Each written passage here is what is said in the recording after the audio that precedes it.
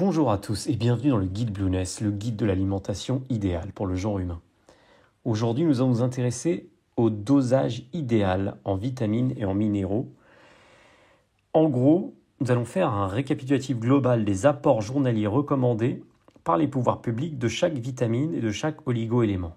C'est, somme toute, un résumé de la première grande partie du guide Blueness, dans laquelle nous avions appris notamment ce qu'étaient des macronutriments, donc protéines, glucides, lipides, et dans laquelle nous avions listé et appris les bienfaits de chaque micronutriment, que sont les vitamines et les minéraux. Donc, afin d'y voir plus clair, j'ai rédigé cette liste des dosages recommandés pour chaque vitamine et chaque sel minéral, ainsi que leurs actions connues dans l'organisme, de façon à ce que l'on puisse, in fine, choisir notre propre multivitamine dans le cas où on aurait décidé de se supplémenter, et bien sûr en fonction de son état de santé, de son bilan de santé.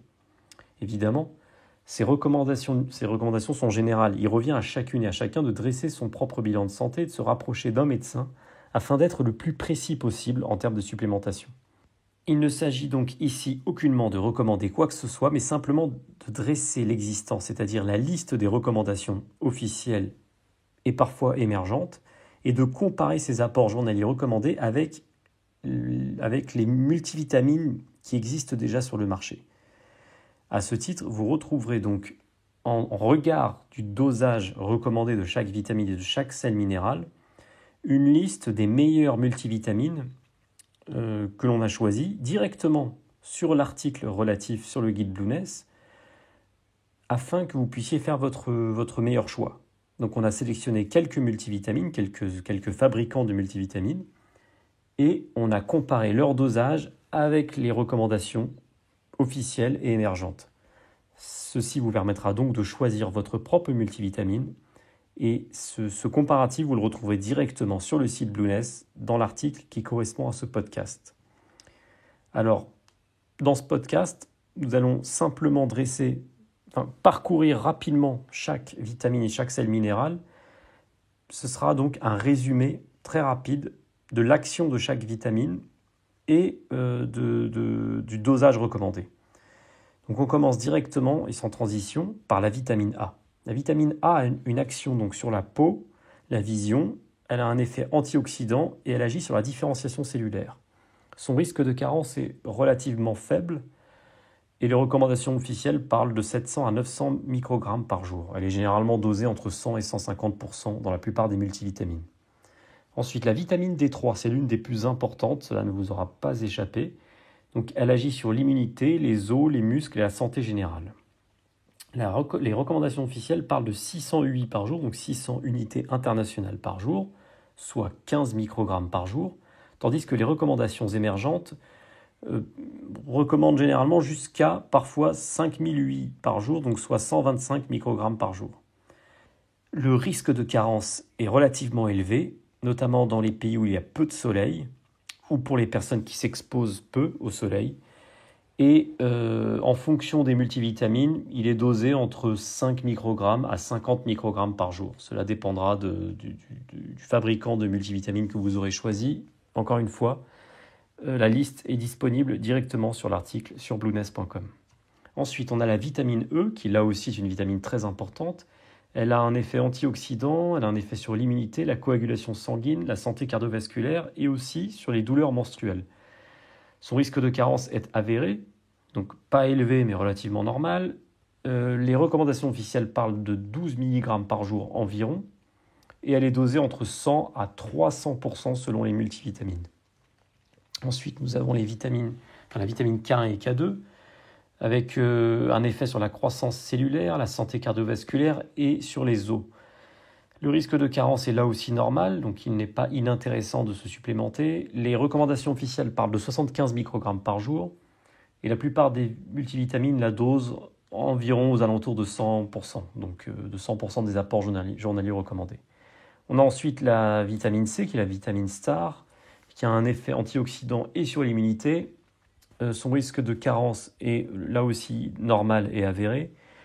Les recommandations officielles sont de 75 à 90 mg par jour et elle est dosée entre 100 et 250 voire 300% selon le multivitamine que vous choisirez. Ensuite, nous avons la vitamine B1 qui agit sur le système nerveux et sur les muscles, avec un risque de carence normal là aussi. Donc une recommandation officielle de 1,2 à 1,5 mg par jour et des recommandations émergentes qui peuvent s'élever jusqu'à 2,4 mg par jour. Elle est dosée entre, là aussi, 130% et 200% pour certains multivitamines, notamment pour les sportifs. La vitamine B2 donc, agit sur le système nerveux, les muscles, l'énergie et la santé cellulaire. Recommandation officielle de 1,4 mg par jour, un risque de carence normal donc. Dosé là aussi entre 100 et 200% selon le multivitamine que vous aurez choisi. La vitamine B3, donc, qui agit sur le métabolisme énergétique, les muqueuses, les hormones sexuelles et les fonctions psychologiques. Là aussi, il y a un risque de carence qui est normal. On a une recommandation officielle qui est de 16 mg par jour et la vitamine B3 est dosée généralement à 100% dans la plupart des multivitamines. Ça peut s'élever jusqu'à 113 voire 125% chez Nutrimuscle, donc pour les sportifs. La vitamine B5 qui a donc une action sur les tissus, les hormones, stéroïdes, le métabolisme, les fonctions physiques et psychologiques. On a un risque de carence normal là aussi. Donc c'est toujours conseillé de se supplémenter en fonction effectivement d'un bilan de santé. Les recommandations officielles sont de 6 mg par jour. Et la vitamine B5 est dosée entre 100 et 167% pour les sportifs, des dosages journaliers recommandés. Ensuite, nous avons la vitamine B6 qui agit sur les fonctions physiques et psychologiques, sur le système nerveux, le renouvellement des globules rouges, le métabolisme énergétique, l'immunité, le métabolisme des protéines et du glycogène. Un risque de carence là aussi normal, donc avéré, une recommandation officielle de 1,5 mg par jour est dosée entre 150% et jusqu'à 171% selon le multivitamine. Nous avons ensuite la vitamine B8 qui agit sur le métabolisme des macronutriments, sur les tissus et sur le système nerveux. Un risque de carence là aussi existant, une recommandation officielle de 50 microgrammes par jour et qui est dosée en général à 100% dans la plupart des multivitamines, sauf chez Elite, donc un multivitamine ultra premium, où la vitamine B8 est dosée à 300% des apports journaliers recommandés. Ensuite, nous avons la vitamine B9 qui agit sur la croissance cellulaire, les globules rouges, l'immunité, le système nerveux. Une recommandation officielle de 200 microgrammes par jour, un risque de carence donc normal, est dosé à 100% dans la plupart des multivitamines.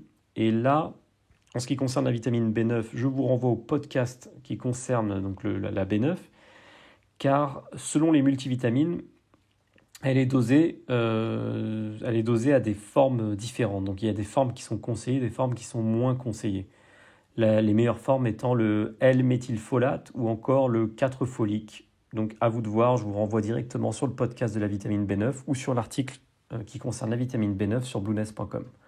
Ensuite, on a la vitamine B12 qui présente un risque de carence normal, voire élevé chez les végétariens ou les flexitariens. On a donc une action sur l'immunité, le système nerveux, le métabolisme énergétique et la récupération. La recommandation officielle s'élève à 2,7 microgrammes par jour et elle est dosée généralement à 100% ou un peu plus dans la plupart des multivitamines. Ensuite, on a terminé sur les vitamines. Si on s'attaque aux minéraux et aux oligo-éléments, nous avons donc le magnésium qui agit sur la division cellulaire, le système nerveux, le métabolisme énergétique, la récupération physique et mentale, la synthèse protéique et les os. Donc très important le magnésium, en collaboration évidemment avec le calcium. Le magnésium, la recommandation officielle est de 375 mg par jour.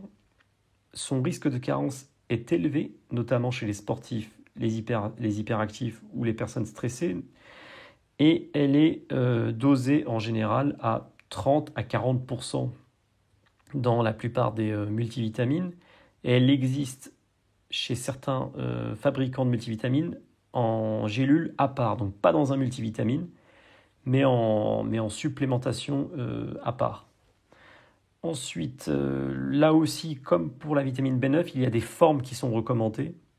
Donc il ne faut pas prendre n'importe quelle forme de magnésium, et je vous renvoie là au podcast ou à l'article qui concerne donc le magnésium sur blueness.com.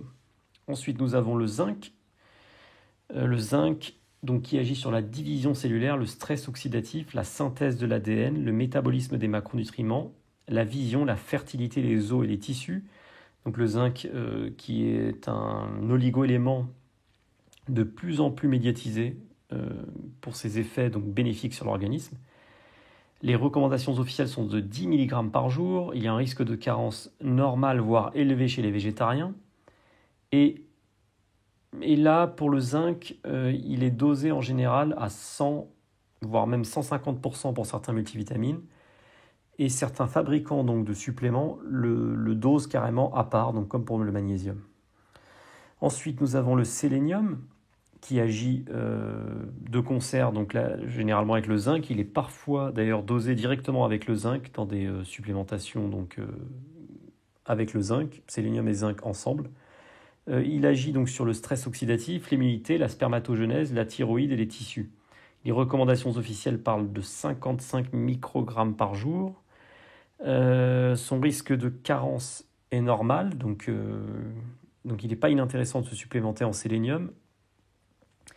Il est dosé à part chez la marque Nutrimuscle notamment, donc pour les sportifs, et il est dosé entre 50 environ et 100% chez la plupart des autres multivitamines qu'on a identifiées.